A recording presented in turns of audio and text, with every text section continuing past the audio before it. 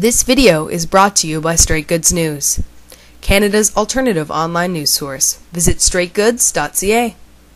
The confession by the Liberals that it was indeed a Liberal behind Vikileaks, and the fact that the Conservatives thought it was you guys who was behind. Well, you know, I think the Conservatives, I hope, have learned a lesson. You know, they were there the Friday of last week accusing the NDP, pointing fingers at us, talking about the No Decency Party, assuming guilt, and it was pretty outrageous, frankly. And I said last week that Mr. Bayard better be ready to apologize, and sure enough, he did. But you know, it wasn't only him. We had last Sunday on CTV Question Period the parliamentary secretary to the Prime Minister, again accusing the NDP of doing it. We know they did it. We have information that did it. So, you know, this is a very, very bad thing to make these kind of accusations, clearly without the evidence. And it's very regretful that public life has proceeded this way. You know, I respect the fact that Mr. Ray made what was a heartfelt apology in the House of Commons, but you know, this is a sad story of a failure to respect the integrity of people in the House of Commons, and assuming and jumping to conclusions and making accusations and rushing to judgment. Do you think how reprehensible were they, given that all these informations were of public nature already?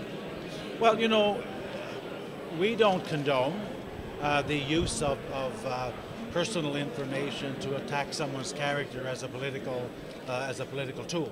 So, you know, we've always approached politics and I've always approached politics by saying we challenge what the government is doing. We challenge what the ministers do. We challenge their policies. We don't go on personal attacks. So that type of activity is not something that I condone or we condone as a party.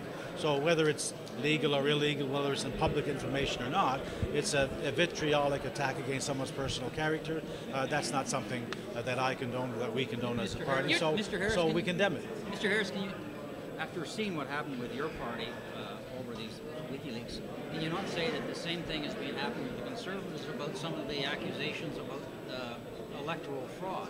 I mean, people are making accusations beyond what we know Elections Canada is looking at, which is well, we have a lot of connecting the dots that are going on. That you know, the numbers of ridings that are present, the use of by conservatives of a conservative organizations that do work for conservative parties, and I think the general nature of what's going on is that the details obviously are not known. But I don't think anyone is saying, oh, we're pointing fingers at the Conservatives because it couldn't have been, you know, we think it was them. It's clearly coming from Conservative campaigns using those resources. So I don't think the same thing applies at all. But do you think it's too soon to be playing the blame game when the RCMP and Elections Canada have their own work to do? That you talked about the fact that allegations had come forward to the NDP. You didn't appreciate that kind of rhetoric. Do you think this applies here? I don't think the rhetoric is anywhere near the same. I mean, when somebody, you know, some source within the House of Commons, some 4,000 possible computers. One of them are used, and the government immediately rushed to judgment and accused the NDP of doing something. That was based on very flimsy, no evidence at all. In this case, with respect to the electoral activities, it's pretty clear that this comes from the Conservatives. We're not inventing that it came from the Conservatives.